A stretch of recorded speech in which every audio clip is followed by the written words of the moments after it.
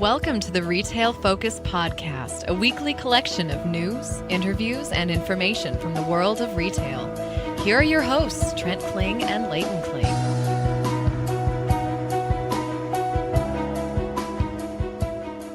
Welcome to this edition of the Retail Focus Podcast with Trent and Leighton Kling. Coming up on this show, it's a big week for retailers, both large and small. We'll also talk about a high-profile court case in Dollar General with some headline-making news. We'll talk about seasonality as we head towards July 4th as well with a story about fireworks retail. Please rate us. Remember, however you find us weekly, those 5-star ratings help others find us. Also, giving us any kind of feedback whatsoever assists us in piecing together this show. Check us out on Twitter and Instagram as well at Retail Podcast. Just posted a story this week about Lidl, a high-profile research firm, coming out with data that suggests that Lidl may not be making the impact in their markets that was once thought. Has something to do perhaps with last week's story about Lidl abandoning some development agreements. But from that to another grocer as we begin today's show with Kroger. The company saw its shares rise over 9% in trading on Thursday on the back of inventory management and online sales. Kroger's been on the digital bandwagon for years now, despite what you might read about Kroger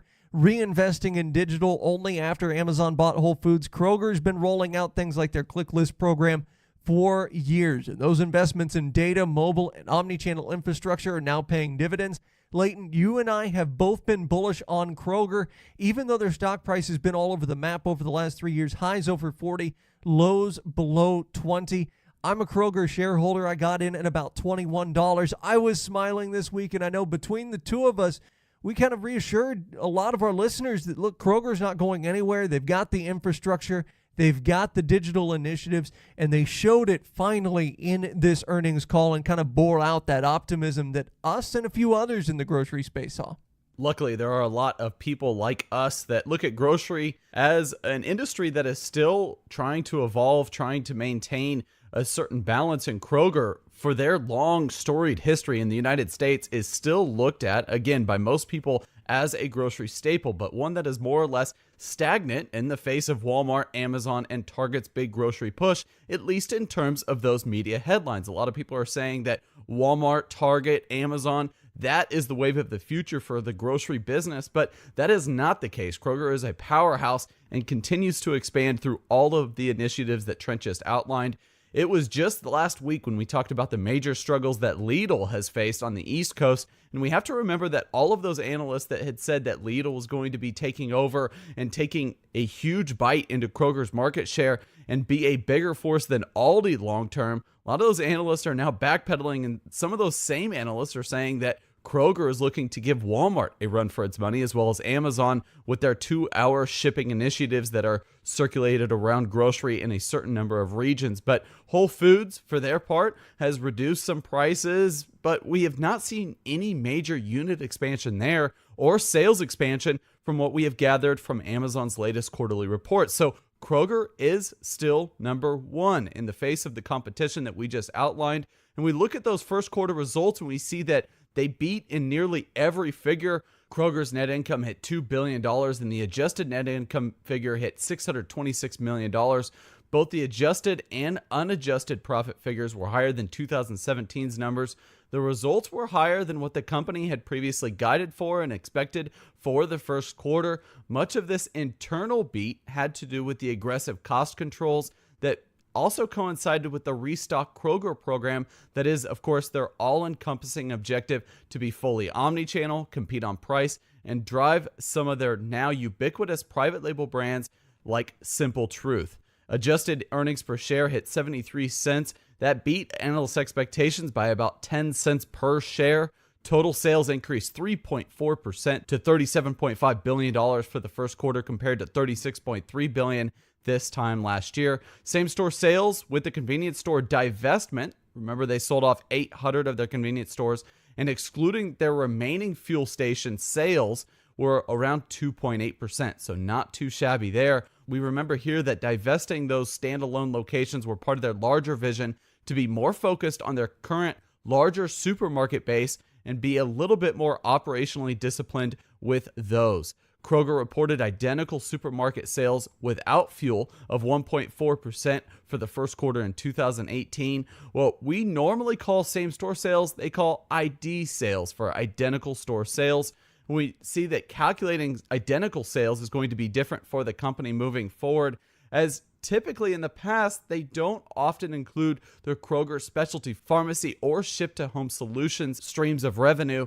Kroger's identical sales without fuel were 1.9% for the first quarter. The company said they will look to use this calculation going forward to include more appropriate measures to track Kroger's performance as it redefines their business strategy. So they're going to be looking to include more of the digital sales as far as their identical store sales metric is concerned. And speaking of those digital sales, they grew 66%, which was the highlight for many, including a lot of analysts that cover Kroger.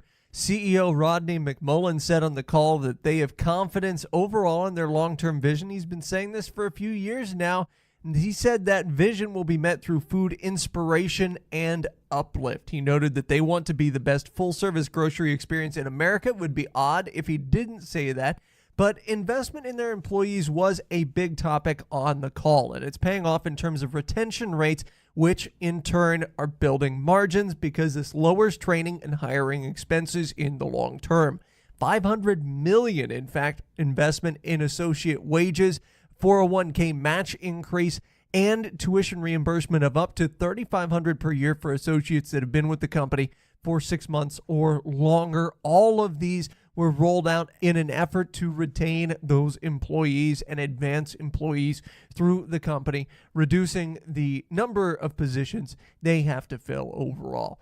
Click list expansion was also a major component for their digital sales increases, as it was a major topic on the earnings call. Other parts of that double-digit increase for their digital sales, that 66% increase, were delivery and year-over-year growth with current digital shoppers. So their digital shoppers 1 year ago, they're spending more and they're going digital more often today. ClickList obviously ties into their strategy of providing customers the ability to shop for anything, anywhere, and anytime. They spoke of their planned merger as well with Home Chef, the meal delivery kit service, and the enthusiasm that that team can bring to the table. Kroger's meal kits that have already existed now for about a year and a half will be fully integrated with Home Chef going forward. They view, Kroger does, Home Chef as the more innovative solution, also a stronger brand when it comes to meal prep kits. They'll be able to leverage that innovation with the scaled approach that Kroger has with their entire distribution and supplier network. Now, management, as we know, they've been super aggressive in rolling out ClickList. And if you look at Kroger's marketing, whether that be via billboards, whether that even be on the car that they sponsor in NASCAR, ClickList is everywhere. No longer are they pushing the groceries, the freshness of the groceries. They're pushing ClickList as a way to get people to shop digitally and get them hooked to those online channels. And as we talked in an interview a couple of weeks ago with a Cardlytics grocery analyst, it takes about 5 to 8 times to get someone tied into that digital format of shopping. And that's one of the reasons why Kroger has been aggressive in marketing and rolling out this ClickList program. They need to get to that 5 to 8 mark such that it becomes a habit for that consumer and they don't stray elsewhere. They claim currently to have nearly 75% of their physical store customers able to have some sort of digital-facing platform, whether that's ClickList or home delivery. And Leighton, private label sales also keep growing. 28.7% of units sold currently at Kroger are private label. That's a 3.4% bump that's also giving them strength against other grocers, Lidl being one of those grocers, especially in the Southeast. As a percentage of sales, this represents almost 27% of sales. So 27% of sales at Kroger come from those private label brands, and a huge gross margin boost they got this last quarter with Simple Truth, which is their organics and all-natural selection in terms of their private label brand. Lastly, as far as their initiatives are concerned, they claim to have more data than any other competitor. And we just talked about their competitors earlier in Walmart, Amazon, Target. All three of those, every time they have an earnings report, all they talk about is data. So it's interesting here that they're saying that their number one competitive advantage here is the data that they have in-house. This allows, they think, for personalization and for future delivery optionality, because they say that another key differentiator that Kroger has is the fact that they have a close proximity to their core customer base. They said the majority of their customers, around 80% or so, are within 1 to 2 miles of a physical location. So if you want to talk about delivery windows and how they can shorten those, managing and having all of that data available will certainly be helpful, and to try to push back the Amazon 2-hour delivery window, or oftentimes the 1 to 2 hour that Walmart has been talking about in certain regions of the country. Despite all of that investment, they are confident that the Restock Kroger program will generate around $6.5 billion in free cash flow over the next 3 years. You have to keep in mind they are a publicly traded company, so at the end of the day, you have to bring a lot of money to that bottom line to keep shareholders happy, because you can offer every initiative possible, but it doesn't make much sense if it doesn't bring a return for the major investors. This is taking into consideration a new corporate tax rate, higher wages that are going to be put forth through that investment, and lower purchase prices for many of their goods. So they are still investing into the costs that a lot of the customers see when it comes to the staple goods in their stores. They said, and they noted, that they have steadily reduced prices for many of their goods over the last 18 years, saved customers around $4 billion is what they said from all of the data that they've aggregated. Inventory management and efficiencies within store storage and digital sales will also help the bottom line. They're getting a little bit more efficient with those omni-channel infrastructure plans. They're saying that a lot of the inventory is getting managed a lot better. You're not having to really split off the supply chain in order to fulfill those customers that are coming to shop conventionally and those shoppers that are shopping digitally. Shareholders should be happy, not just because the bump in the stock price on Thursday to over $28 a share, but also the fact that the company continues to use capital to buy back a substantial amount of shares. They bought back around 110 million shares, and they issued $442 million in dividends. They are adding slightly more shareholder value than they are reinvesting. So in terms of capital expenditure versus share buybacks and dividends, it's about 55-45 in terms of the piece of the pie and in terms of managing that cash flow for the company. Well, the U.S. Supreme Court ruled on Thursday that states, if they so choose, can force some e-commerce retailers to charge sales tax. And this is a story that we've been talking about for months now. The decision was made up of a 5-4 split.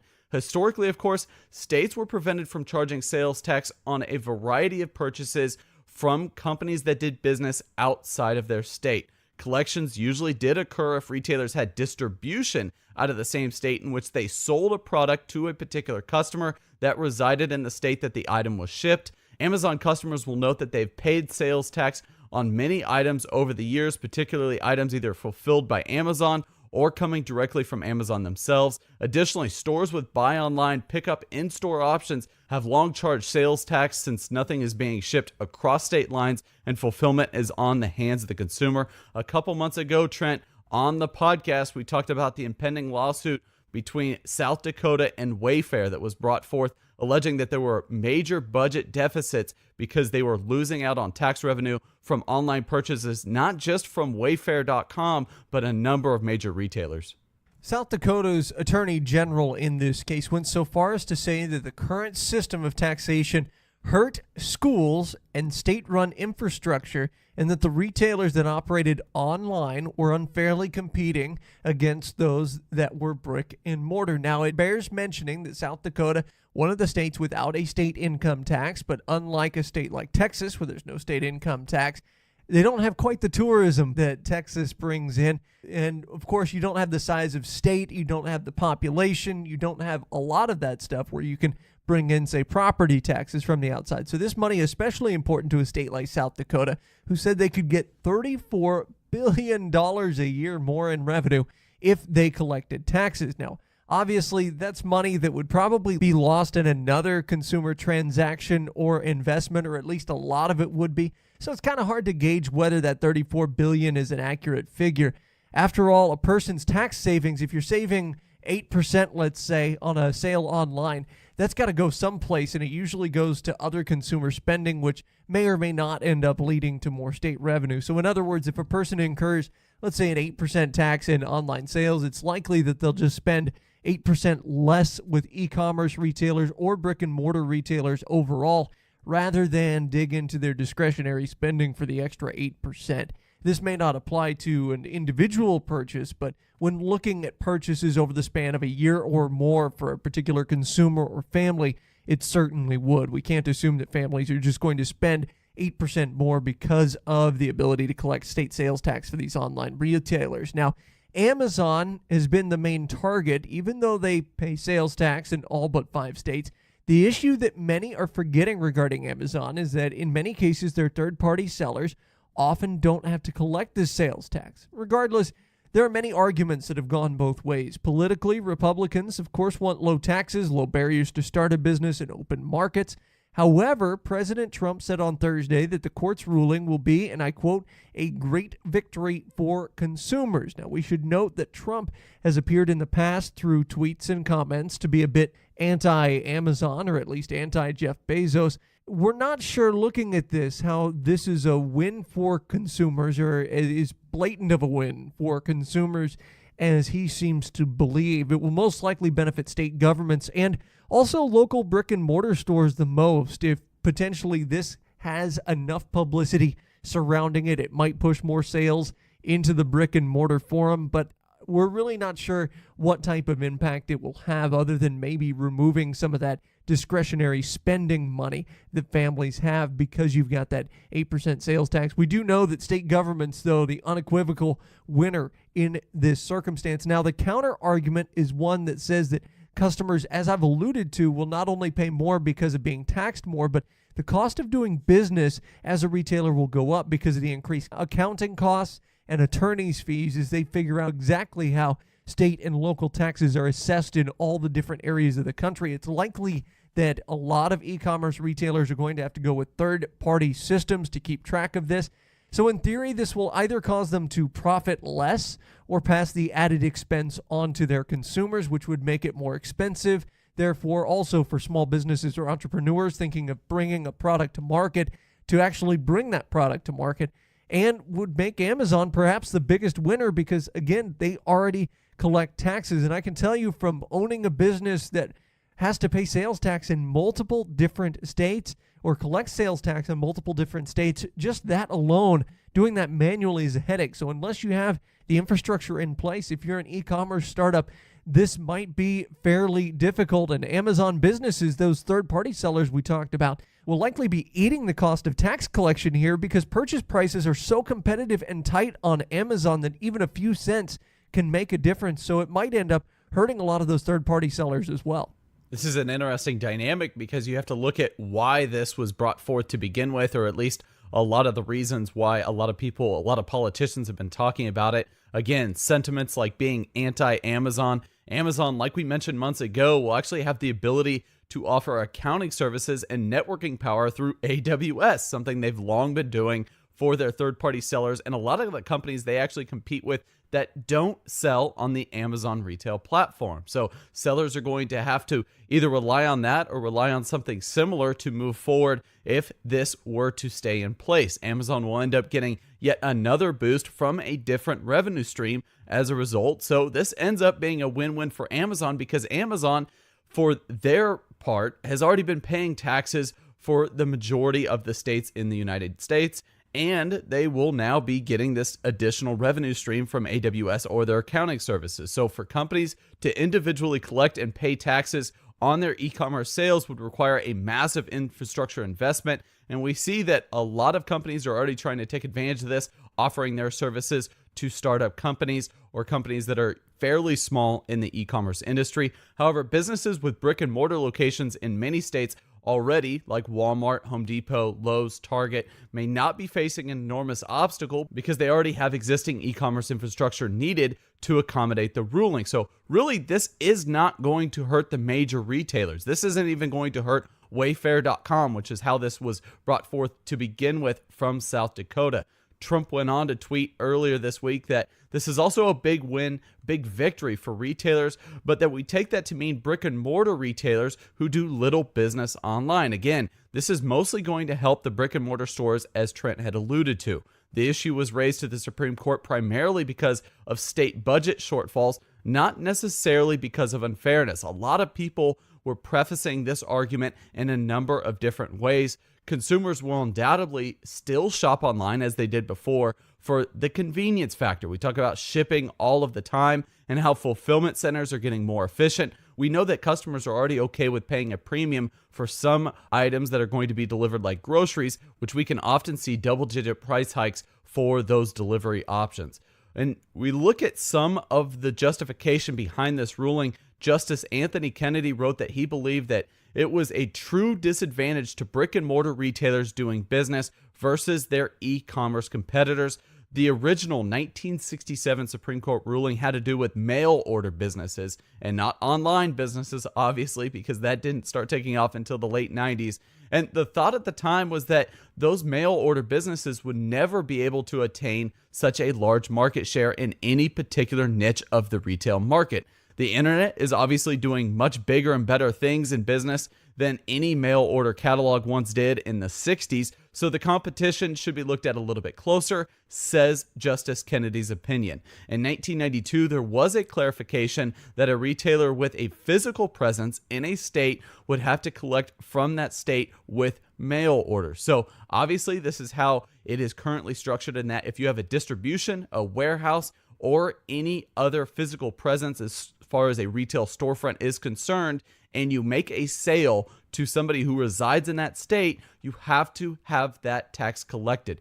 Chief Justice John Roberts, who usually votes in favor of Republican Party ideals, gave a dissenting opinion. He said that changes to any rules regarding e-commerce may hinder the continued growth in this sector of the economy. So basically, he's ruling that the 1992 ruling was or should be able to stay in place. The thought here being from John Roberts is that e-commerce giants have helped consumers pay significantly lower prices. It's been an increase in competition overall, so the consumer has obviously been winning out, but also there's been significant economic creation. A lot of new jobs have been created, and there's been a lot of innovation that has helped boost the economy overall. Overall, you see that there's been a low barrier to entry. So a lot of smaller businesses that are looking to come up and sell products in the online realm may stop, think about it for a second, and decide to maybe do something else with their capital.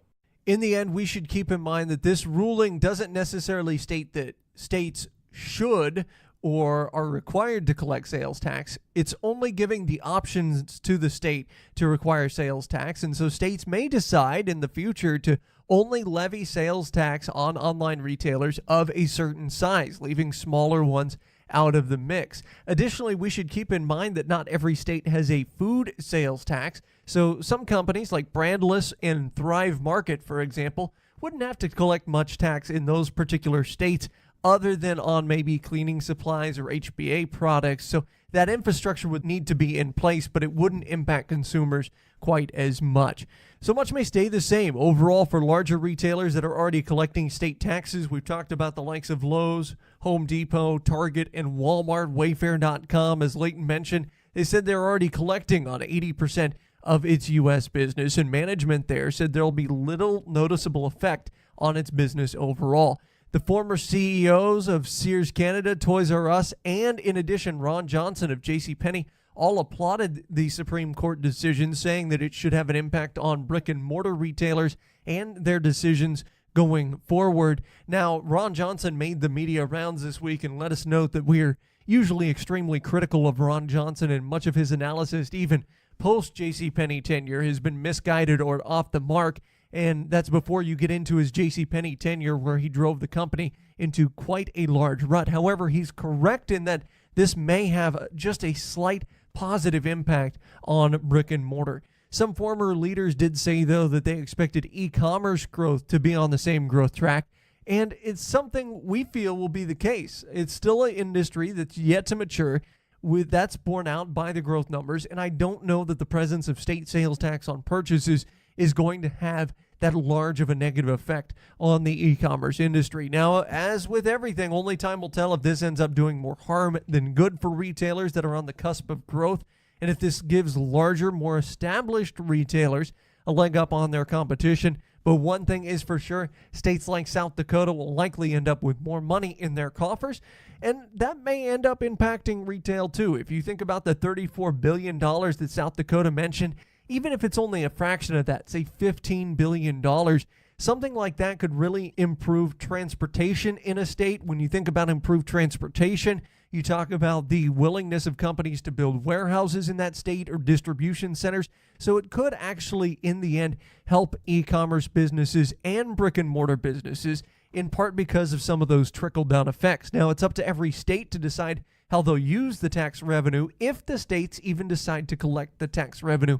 in the first place. But I think this is something worth watching over the next 3 to 4 years to see how it impacts things in the macro overall. It's funny, as we were recording this podcast, I just got an email from eBay, because I've used eBay in the past, both as a seller and a buyer. It's been a long time as a seller, but I got an email from eBay saying that I should take action on the Supreme Court's internet tax ruling and sign their petition to show the country's political leaders that the new interim burdens could permanently damage U.S. small businesses. And the petition is actually going to take less than a minute if I were to complete it. But this is interesting because this is a huge push. Undoubtedly, this was probably sent to every single eBay user to push back the idea that these small businesses, again, these third-party sellers or people that have businesses that are made up of selling products on eBay, should be taxed and have to abide by every state's local tax code. So obviously, like we were saying, the theme of this story was that it would be somewhat burdensome for a small retailer that has limited resources to be able to decipher the tax code in all of the places that they sell their items.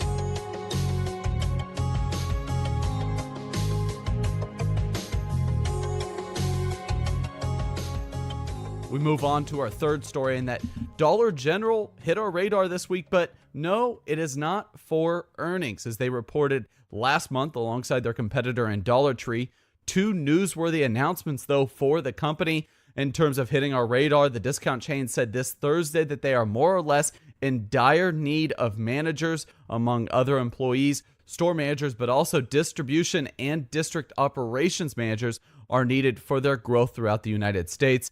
They have long cited a need for store managers. Here in the recent past, you see a lot of advertisements, even assistant managers, store managers needed for their stores throughout the country. But the need is increasing along with their store base. 2018 looks to be another banner year for the company as they look to open 900 new locations. And you look at a quote by Bob Ravener, Executive Vice President and Chief People Officer for the company. He said, "It's an exciting time to join Dollar General as we seek qualified candidates to support our tremendous growth. Not just manager jobs are going to be filled, but also entry-level jobs as well. 7,000 total new jobs for fiscal 2018, says Dollar General's Chief People Officer.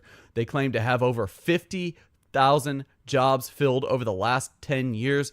Comparing this year's need with the job placement over the last decade, it is very easy to see how difficult this may be. They're trying to fill 7,000 jobs in less than 1 year versus 50,000 jobs over the last 10 years. 8 to 10 years ago, there were far more people looking for a job. Now, it may be a little bit harder for Dollar General to have the proper placement, as the unemployment rate is now currently hovering between 3.8 and 3.9%, and wages are slightly higher than they were 5 to 6 years ago, both of which we'll discuss in the next story, actually. We have to see that this may be troublesome for Dollar General overall, as some labor markets are a little bit easier than others, but some will require some managers to be temporarily moved to train, and that could leave existing markets, existing stores where Dollar General is doing business now, strained at a time when dollar stores are actually performing quite well. Both the earnings reports for Dollar General and Dollar Tree, despite some hiccups here and there, were generally positive. And geographically speaking, company insiders said that they are still looking to fill management positions in nearly every state that they currently operate in, which is around 44 states. So as you can tell from all of these numbers, it's going to be a tough task for Dollar General to fill all of these jobs at a time when they're trying to increase their footprint dramatically in the United States. Now, from what we could gather from different sources, the average starting pay for entry-level associates at Dollar General is around $8 to $9 an hour. Now, of course, this depends on location and previous experience, and there are some states in the U.S. where Entry-level associates start higher than that because minimum wage is higher than that. But warehouse associates, again, according to different sources, can easily make above that, between $11 and $17 an hour. And store manager salaries can see a base near $40,000, but can top out above $60,000 per year. Now, those wages may all have to go up a bit if they're to fill the current and future openings they look to have for new locations in 2018. Now, currently, the company employs almost 130,000 people in the United States. And let's keep in mind that Dollar General setup usually no more than 3 at the most employees on hand at any one time in a Dollar General. I've been in some Dollar Generals where they have just one employee overseeing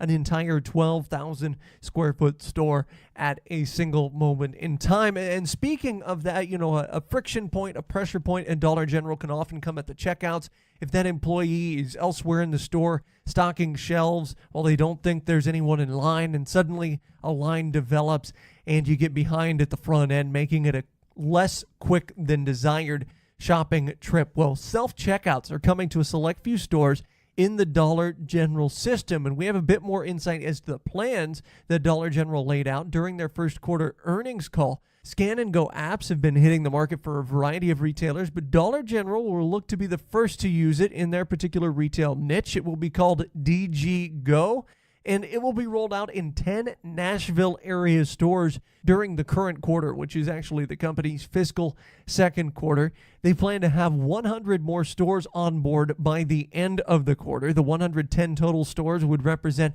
about 0.8% of their nearly 14,900 stores that are projected to be operating by the end of 2018, thanks to adding those 900 more stores. But you have to figure, if this works, it might be included in new store build-outs as the year goes on.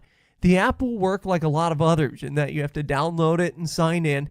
Their self-checkouts are a little bit different overall because this will only work if you have the app. You can scan the items you're looking to purchase and then scan the QR code that your phone will generate at Dollar General's small DG Go checkout tablet that's near the normal checkout lanes. So it's not as though you bring a cart full of items up to the front, scan it yourself as you would at a Kroger or a Walmart.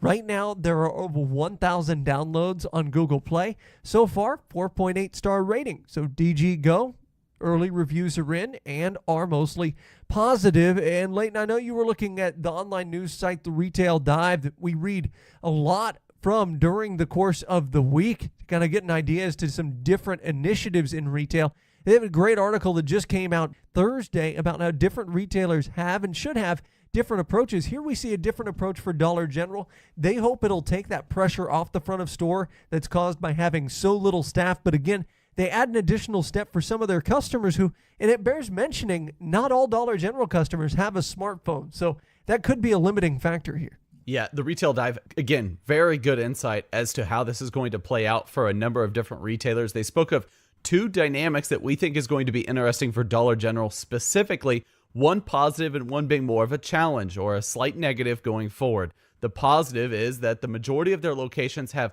no produce that you would have to bag yourself and weigh, or any other grocery items that are sold without a UPC. So you tend to think of maybe going into a natural grocers and getting a bag of mixed nuts that are priced a certain point per pound. They do not have that. Obviously, they have a lot of smaller items. Many grocers have faced this problem over the past few years with not only scan and go, but also self-checkout. You think that customers go in, have to wait and weigh their own items and bag them yourself. And a lot of people like that service that you would get from the conventional side of grocery stores. So 1 to 2 cashiers doing the services for them as far as the weighing, the bagging, scanning, all of that stuff obviously has its upside if you do not like to mess with that new technology. Dollar General's items are smaller, like I just said, and a lot of them are not that expensive. So high shrink items that people could try to steal, that is not going to be an issue for this app. Obviously, they do have a lot of things on lockup, such as razors and other health and beauty items that are a little bit more expensive, easier to steal, but you would still have to go to an associate to get one of those taken out and then to scan. So I think there is going to be an upside for Dollar General in terms of that dynamic. The slight negative here, again, I pointed to two things that the Retail Dive had spoke about briefly. The slight negative would be that the industry experts and Dollar General executives agree that historically, Scan and Go customers are the ones that fit into a certain demographic. They're usually people that spend more per transaction in their Scan and Go app, and that has really seen success and strengths in upscale stores and big box stores such as Sam's Club. Dollar General said that currently Scan and Go orders in the United States, so all of those stores that are currently doing Scan and Go transactions, roughly twice the dollar amount as the average basket size for Dollar General right now. So as Trent had alluded to, they are looking to sell this to a different demographic, a demographic that may not have a smartphone, a demographic that may just want in and want out, a demographic that is not going to Dollar General for all of their grocery purchases and may not care about using the Scan and Go app for just 5 to 6 items in the store. Therefore, there may be some difficult conversion for someone who is familiar with the app, but then takes that extra step to try it and then also be a repeat customer with it. So this is something that obviously Dollar General is going to try different iterations of, see what works, see what doesn't. The time it takes for the entire process may, in fact, be similar to just using Dollar General's conventional checkouts for the average customer. With all the retailers coming online with Scan and Go, Juniper Research did cite research that say they could see the total amount of Scan and Go app sales to around $78 billion in 2022 or by 2022. That is a lot of money, Trent, but they're factoring in all of the dollar stores that could be utilizing this technology. I'm just extremely curious to see what percentage of retailers are going to be the current ones using it and what percentage of that $78 billion are going to be the up and coming retailers that are deciding to use that technology for the first time. Well, in our final story, the 4th of July is approaching in the United States, and with it, increased seasonal merchandise sales, more specifically pop-ups selling fireworks and related materials that are driving the seasonal sales in the lead up to the 4th in the United States. Now, a few years ago, we had Jason Marietta, who's the retail director for Jake's Fireworks, the largest fireworks distributor in the nation, on the show. And just as kind of a reminder, here's his take on the fireworks retail space, more specifically just how early they start on planning ahead. Well, it actually starts more than a year in advance with trying to place the order to China for the next upcoming year. And so, utilizing the ordering process and trying to get all of those things so that China gets a jump on it to then try to produce it, because you have to think about it globally. You've got the European market, which is huge into New Year's, but then you've got Guy Fawkes Day in England, and you had Victoria Day just recently here in Canada, things like that, Diwali, all kinds of those holidays that then China's not just looking at it from the U.S. perspective, but from a global perspective, and so you have to try to get your order in way in advance to then get it out so that, you have fireworks coming in January, February, March, for the upcoming 4th of July season. He also mentioned to us during the interview that while the fireworks stands you see on the roadside in many cases are affiliated with the company, Jake's being one example, all of the people actually running the stands are effectively retail store owners for those few weeks. They actually are independent contractors that operate each location, and so they run it, and sometimes it's, a group, it varies there, but they're actually independent contractors that operate the location, and they decide, when they're open and things like that. They basically, purchase the fireworks and then return them at the end of the year. They're running it, basically for their group for that short period of time. Now, in that interview, he goes on to discuss many different impacts on fireworks sales, from area regulations to discretionary income for families. So we wanted to take a look to close out today's show on how those things are shaping up in 2018 and whether they'll have a positive impact on fireworks sales for the next few weeks. We begin with discretionary income, and this is something we talk about on the show virtually every week, especially as durable goods retailers aim for large sales of items like washer and dryers, lawnmowers, and so forth. Additionally, we've talked about discretionary spending levels being fairly high, certainly more so than a decade prior. So just where do discretionary spending levels stand currently? Indicators are mixed. MMGY Global, a travel research and marketing company, found that those traveling over the next 12 months actually intend to spend less than they did during the prior year. Expected spending this year of $4,278 per respondent versus $4,281 in 2017 and around $500 more than that level in 2016. Additionally, Americans surveyed reported intent to take fewer vacations overall, the first drop in this particular stat since MMGY Global began asking this question 12 years ago. Travel can be one indicator of discretionary spending, but it doesn't tell the whole story.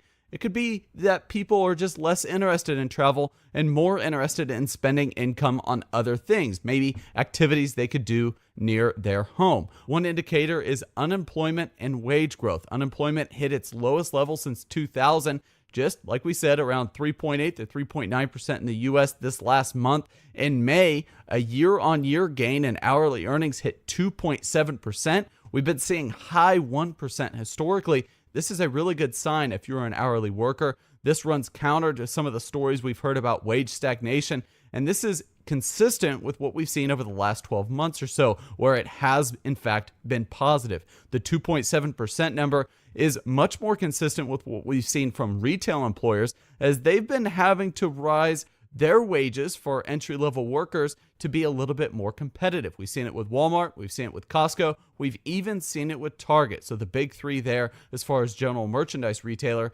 However, we have to keep inflation in mind. The overall year-over-year inflation is around 2.8% now in the United States, ending May 2018. So realistically, wages are just keeping pace with inflation, or perhaps a tick lower. 2.8%, by the way, is the highest year-over-year mark since February of 2012. And one final indicator here, and perhaps the best overall indicator, is the U.S. measurement of disposable personal income. As of April, this number was at an all-time high at $14.86 trillion. Consumer spending also hit an all-time high in April, around $12.07 trillion. And this actually tied into our previous story, and that a lot of customers are not afraid of spending no matter what the taxes may be. But obviously that money has to go somewhere. However, just because the money is there doesn't mean it will be all spent, first of all. And second of all, certainly doesn't mean it will be spent on fireworks. Now I want to look at some of the weather issues throughout the country that may impact fireworks sales, as well as new regulations in certain areas. Just as important as these local regulations are the weather patterns. Extended periods of drought can hinder the ability to buy or shoot off fireworks if fire weather watches or warnings are in effect. Last year brought about one of the most fireworks-friendly seasons in recent memory, and this is according to an off-air chat with Marietta last year that we had. The guy we talked to at the beginning of this story back in 2016, as a good deal of the drought-stricken part of the Midwest got ample June rain in the lead up to July 4th. July 4th in many parts of the country was a sunny, gorgeous day, so a lot of fireworks shot off because there was enough moisture around to keep those fire weather watches and warnings at bay. This year, not so much, at least so far. Much of the Midwest has seen ample rain. States like Arkansas, Missouri, Illinois, even Ohio are in fairly good shape. However, central and western Texas, along with the mountain states, are seeing significant periods of heat with little to no rainfall. And in fact, there have already been significant wildfires to this point this summer in New Mexico, Utah, and Colorado. And when we look at these states, parts of Utah have already banned use of fireworks. West Jordan and Park City would be two example cities there. Rio communities in New Mexico, as well as areas surrounding Albuquerque, have also issued a ban. Delta and many other western slope communities in Colorado have followed suit. Pueblo, which is on the Front Range, or the more central part of the state, banned them beginning June 4th. Pueblo near some wildfires towards upper New Mexico. In Texas, heavy restrictions were levied in Austin. Any fireworks with sticks, fins, or those that fly are prohibited from sale and use through July 4th. Amarillo, which is back in the Texas Panhandle, they're considering a ban as June goes forward. Now, as far as weather-independent regulations go, a number of cities and areas in the U.S. have issued new bans. This includes areas in Washington State, Some, like Port Angeles, are still mulling a potential ban over. Many rural cities in Iowa actually banned some larger fireworks after fiascos from last year. However, the Storm Lake Pilot Tribune reports that fireworks sales at stands nearby are still robust, particularly in rural or unincorporated areas. The story cites Nicole Gustafson from, and I quote, Mr. G's Bangin' Hard Fireworks, I couldn't make that name up if I tried, who says that her sales have not changed, nor has her product assortment since those laws in Iowa went into place. And at the same time, some areas have actually lifted long-standing bans. These include Blount County, Tennessee, where the county commission voted this year to allow fireworks for the first time since 1949. Bill Sharp, who's the owner of Dixie Lee Fireworks in Blount County, was interviewed by WATE in Tennessee. He said the only difference may be where customers are shooting them off, not so much whether his store will see increased sales, as he said he had plenty of customers from Blount County to begin with. So to kind of summarize what we expect from this year's seasonal sales in terms of fireworks, discretionary income is high. However, discretionary spending is still apparently limited somewhat to larger purchases people have been putting off, and not so much leisure purchases. At least that's the way it looks going into July 4th. How the fireworks season does may change our opinions on that. Weather woes, hot, dry areas of the country in particular, may contribute to a slight downturn. However, any weather-independent regulations probably cancel each other out, as they seem to be in equal measure, both lifting those bans and putting bans down. Overall, I think we expect fireworks sales to dip slightly, but not crater this year. Most of that dip going to be contributed to by the weather patterns in the United States. As always, we may have a position in or against companies we discuss on the podcast. Do not invest in stocks solely on the input of the podcast hosts.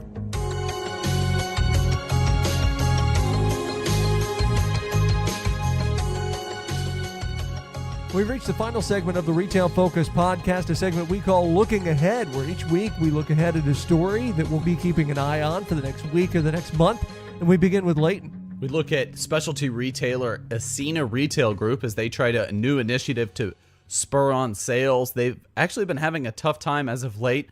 Ascena Retail owns the brands Ann Taylor, Loft, and value fashion segments in Maurice's and Dress Barn, plus fashion segment Lane Bryant, Catherine's, and the kids fashion segment Justice. So they have a very big fashion presence, especially tailoring their products towards the working woman. And you see that they're actually trying to save their company with a new initiative, and they're going all in with their premium segment. And they recently saw a same-store sales drop of 3%. In this case, they're trying to reverse course and build momentum in their premium outlet e-commerce presence. It's interesting to note, by the way, the only division that did see growth in their entire Ascena retail portfolio was Justice, and they're rebounding from a makeup controversy just last year. They reported recently a positive same-store sales gain of 10%. But this story has to do with trying to have an outlet division online, with Ann Taylor and Loft looking to have their assortments listed at loftoutlet.com, and Ann Taylor Factory's website is going to be anntaylorfactory.com. That will launch next Tuesday, June 26th. The loftoutlet.com website actually ended up launching on Tuesday of this week. They're trying to, and I quote, find their client, meet their client where she is and where she wants to shop. That's a quote from President and CEO of Ascena Brands, Gary Muto. And you see that they're actually going to be promoting a lot of the newer styles that they have and a lot of the current styles they have in store. They said every piece of apparel that they have in their outlet stores right now should be online for their shopper to experience. And I think this is interesting, Trent, because this is a company that has been struggling late. You see it in their same-store sales. I am curious to see if this works out. A lot of times you think of an outlet store as having a strictly brick and mortar presence, but they think this certain extension is going to be better for their customer, especially the working woman, where they don't have a lot of time to go to the physical store and shop. They think this online platform is going to take off and do just fine and really help those bottom line and top line numbers for their earnings reports. Well, my looking ahead story is looking at Sears Holdings, and for once in this space, we're not talking about closures. No, we're talking about a new pilot program that's opened up a mini Kmart inside a Sears store in Brooklyn. This Kmart takes up only about 10,000 square feet. This comes on the heels of the company also announcing that they were going to retry Sears appliances in Kmart stores. Now, a small format Kmart store is something Leighton and I have discussed not only on the show, but also off air before.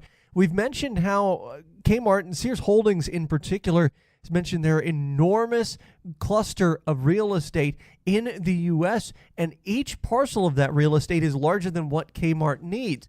But as Leighton and I have discussed, there's really no reason why you couldn't see a 10 to 20,000 square foot Kmart have success in the U.S., and there's a lot of real estate in the U.S. if they wanted to snap it up that are between 10 to 20,000 square feet.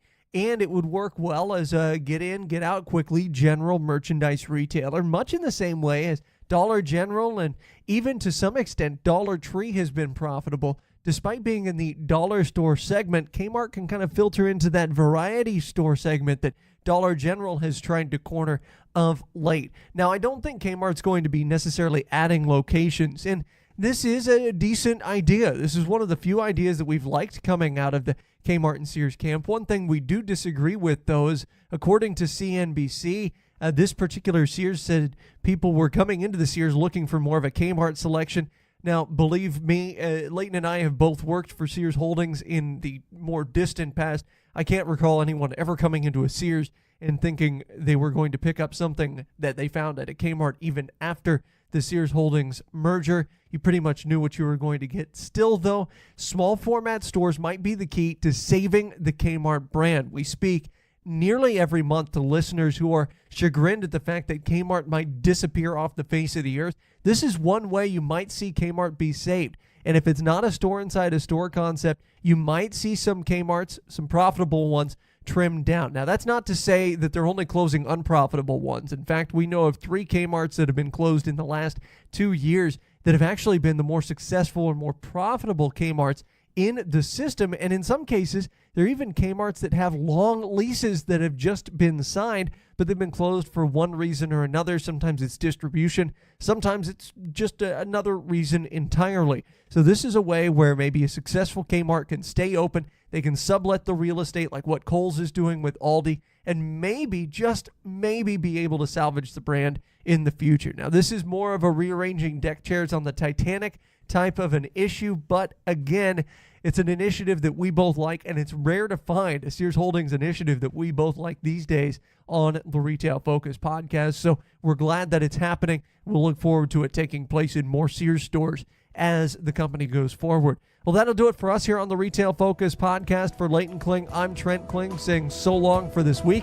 Again, check us out on Twitter and Instagram at Retail Podcast, and we'll see you 1 week from now. This has been the Retail Focus Podcast. For more, visit our website at retailfocuspodcast.com and subscribe on iTunes or Stitcher. Follow us on Twitter at Retail Podcast.